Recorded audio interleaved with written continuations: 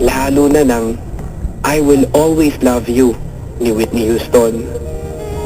Gamay na gamay niyang tugtugin. Sabi niya ang pagkatuto niya sa saxophone, yun ang pinakamagandang minana niya sa ibang tao. Ang pagkatuto niyang tumugtog ng saxophone. Second year high school kami noong mamatay si Mang Arlo sa sakit. Kay tindi ng pag-iyak ni Puti noon. Dahil naging malapit sila ni Mang Arlo, na siyang nagturo sa kanyang tumugtog ng saxophone.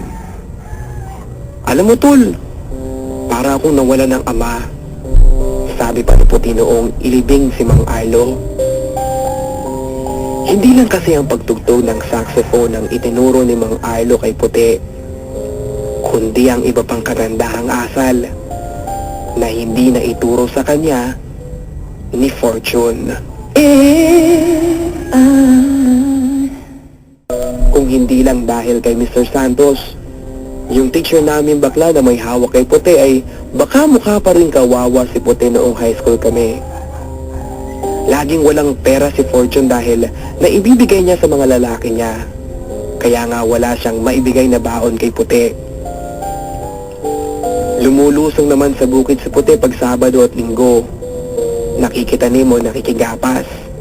Pero pag sapit ng Lunes, may allowance na naman ulit siya kay Mr. Santos.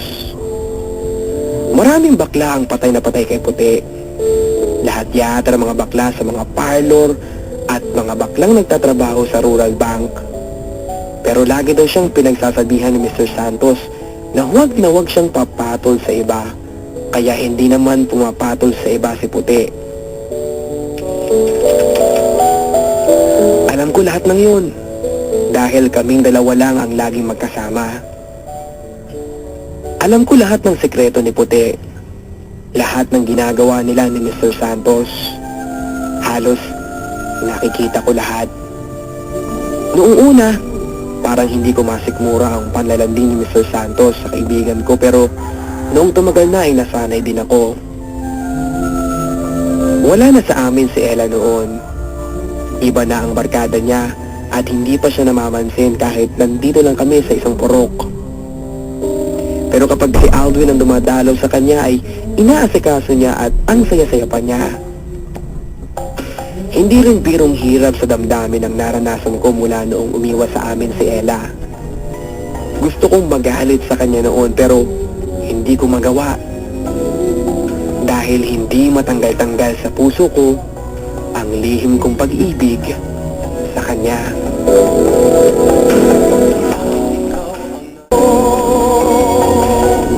Fourth year high school kami noong maghiwalay sina Mr. Santos at Puti. Selos ang dahilan. Nabalitaan ni Mr. Santos na may ibang bakla sa buhay ni Puti pero ang totoo ay wala naman. Buwan yun ng Nobyembre at bigla nang naghirap si Puti noon dahil wala na siyang allowance. Wala pang anihan noon o pagkakakitaan sa bukid. Si Fortune naman, laging walang pera. Kaya madalas ay butas ang bulsa ni Puti sa pagpasok sa eskwela. Kung minsan ako ang nanlilibre ng merienda niya. Buti nga nandito lang sa barangay namin ang high school kaya nilalakad lang namin kapag papasok at pauwi. Pero noong may project kami sa isang subject namin, walang pambayad si Puti. Sinubukan niyang makipagbalikan kay Mr. Santos pero nilait lang siya ni Mr. Santos. Ang narinig ko, eto ang tandaan mo, Obi. Hindi ko na kinakain ng mga bagay na sinusuka ko na. Nasaktan si Obi o Puti noon. Halos mapaiyak siya. Noong maglakad kami pauwi noong hapon ay nadaanan namin ang malaking bahay malapit sa eskwela. Kilala ako ng katiwala doon ni Aling Stella. Kaibigan siya ng nanay ko. Nagbiling siya sa akin para kay Uncle Raul ko para maglinis ng bakuran. Matataas na raw kasi masyado ang mga damo sa paligid ng malaking bahay. Agad na sumabad si Puti. Ako na lang ang maglilinis.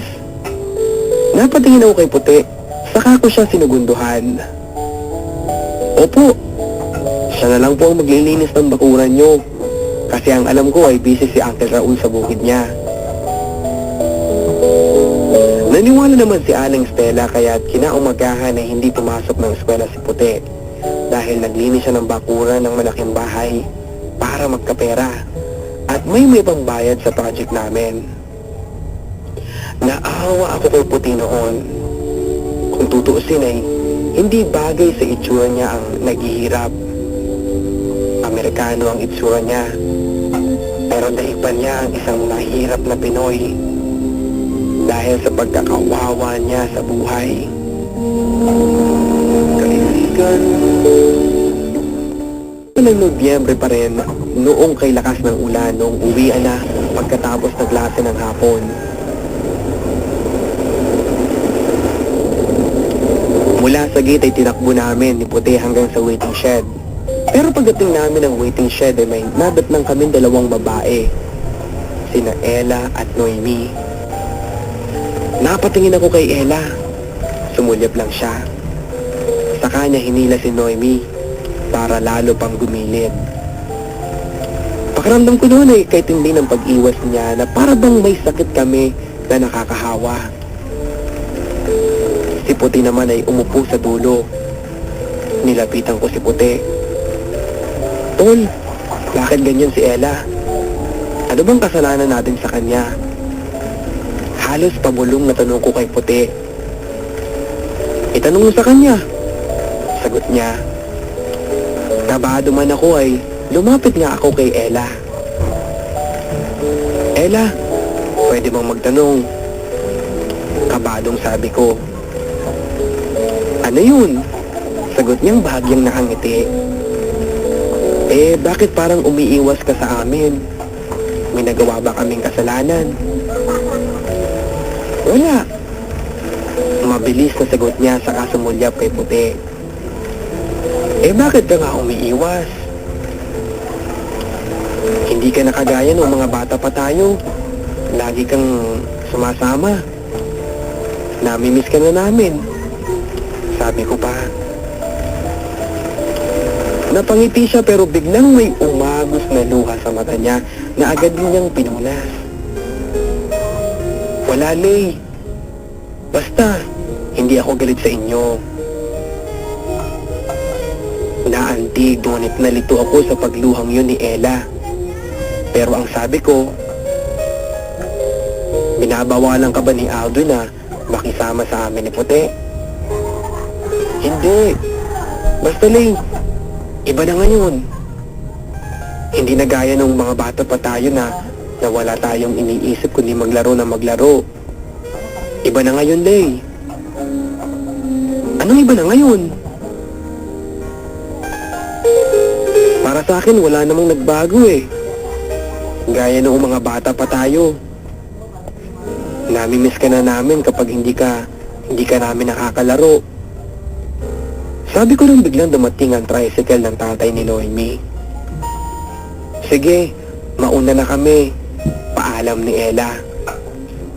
Sumigaw ang tatay ni Noemi at tinawag kami ni Puti para makisakay na pero ayaw ni Puti. Kaya umalis na lang sila. Bakit ayaw mo sumakay dun? Paano kung matagal pang huminto ang ulan? Sita ko sa kanya.